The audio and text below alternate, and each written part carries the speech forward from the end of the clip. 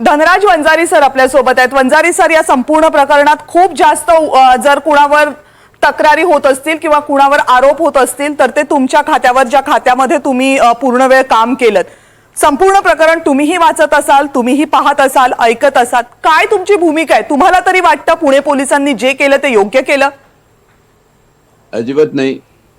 पुणे पोलिसांना असा व्यक्तिशः एखाद्या युनिटला किंवा एखाद्या कमिशनरला किंवा एखाद्या पोलीस स्टेशनला दोष देण्यापेक्षा मी म्हणेल की पोलीस प्रशासनामध्ये जे नेतृत्व असलं पाहिजे त्या नेतृत्वाचा हा अभाव आहे।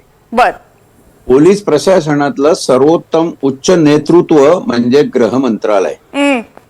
गृह मंत्रालयाचं तारतम्य बिघडल्याचं हे मूर्तिमंत उदाहरण आहे। बर, असं कसं होऊ शकतं? एका प्रकरणामध्ये एक FIR इनफ असते, तीन वेगळे FIR करायची गरज काय आहे? दोन तीन वेळा प्रेस कॉन्फरन्स घेण्याची पोलीस आयुक्त महोदयांना एवढी काय चणचण लागलेली आहे?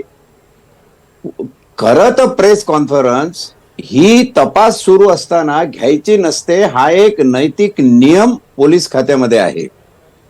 पण एकंदर झालं कसं की गृह मंत्रालयाचं वचकच नाहीये, किंबहुना गृह मंत्रालय हे त्या गुन्हेगारी व्यवस्थेमध्ये सामील झाले की काय अशी परिस्थिती आहे। तुम्ही अंटेलिया स्फोटक प्रकरण बघा, हिरेंचं मृत्यू प्रकरण बघा, त्यानंतर गृहमंत्री काय जेलमध्ये जातात, ते सगळे प्रकरण बघा। म्हणजे आम्ही संघटित गुन्हेगारी टोळ्या ज्या एकेकाळी दाऊद आणि इब्राहिम आणि तो अरुण गवळी आणि छोटा राजन यांच्या नावाने बोलत होतो, अहो तुम्ही प्रशासनामध्ये विकृत मानसिकता आणलेली आहे आणि या विकृत मानसिकतेने तुम्ही प्रशासनामध्येच गुंड टोळ्या निर्माण केलेल्या आहे। मग त्याच्या डॉक्टरला सामील करा, पोलीसला सामील करा, वेळ प्रसंगी न्यायालयाला सुद्धा त्याच्यामध्ये सामील करा।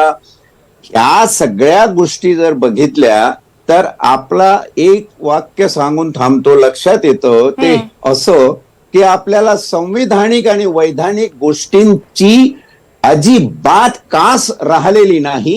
असंविधानिक मार्गाने जे करतात ते शहाणे समजले जातात, जे अवैधानिक पद्धतीने काय काय करतात ते शहाणे समजले जातात। आता या केसच्या FIR पासून जर बाकी सगळं बघितलं तर एवढा सगळा बट्ट्या बोळ झालेला आहे। दोन तीन FIR वेगवेगळ्या कारणासाठी तुम्ही का करताय? कसं काय याच्यातून तुम्हाला साध्य होणार आहे? बरोबर, हे सगळं पैशाभोवती आणि भ्रष्टाचाराभोवती गुरफटलेलं विकृत मानसिकतेचं शासन आणि त्याच विकृत मानसिकतेची प्रशासनामध्ये जी मुहूर्तमेढ या लोकांनी या पद्धतीने रोवली। कारण पोलीस हा प्रशासनातला अतिशय महत्वाचा मुख्य प्रमुख घटक समजला जातो।